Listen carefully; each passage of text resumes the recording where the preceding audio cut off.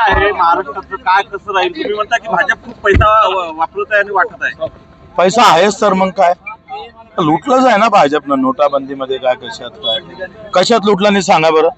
असं एखादं उदाहरण सांगा का ज्या भाजप पैसा नाही खात. बावनकुळेच्या किती खदानी आहे आणि त्याच्यावर किती त्याचे ट्रक चालते जगदंबा ट्रॅव्हल्सच्या कंपनीचे ते पहा ना थोडस. कार्यकर्त्याला पैसाही द्यायचा नाही तिकीटही द्यायचे नाही आणि चालव तुम्ही आम्ही पाहतोय प्रभू रामचंद्राच्या नावानं मतं मागायचे. इथं औतकर नावाचा कार्यकर्ता तेली समाजाचा काय तुम्ही तिकीट दिली नाही? 40 वर्षापासून तो तिथं काम करत होता आणि तो पैशावाले तिकीट देत आहे. अरे आमची सत्ता जर केंद्रात राज्यात असते ना तर रिक्षावाला आम्ही महापौर केला असता इथला.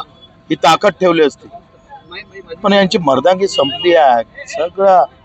हे मी सांगतो ना एक दिवस प्रभू रामचंद्राचा धनुष्य घेऊन यांच्याच खोपडीत घालणार आहे लोक. हिंदूच घालणार बरं. अशी वाईट अवस्था आहे का लोकांना भाजप म्हटलं का लोक असे मारणार का बस सोडणारच नाही. हो तुम्ही बावनकुळेचं नाव घेतलं आणखी कोणाकोणाचं काय काय आहे? पुराव्यासहित माझ्याजवळ बावनकुळेचे पुरावे आहे. बाकीचे भेटले का तुम्हाला सांगा. बरं, हे पुरावे कधी म्हणजे 16चा निकाल लागल्यानंतर तुम्ही जाहीर करू ना ते सगळे. म्हणजे बावनकुळे आता म्हणजे 16 नंतर एक्सपोज होतील. बिलकुल. चला यो. हो.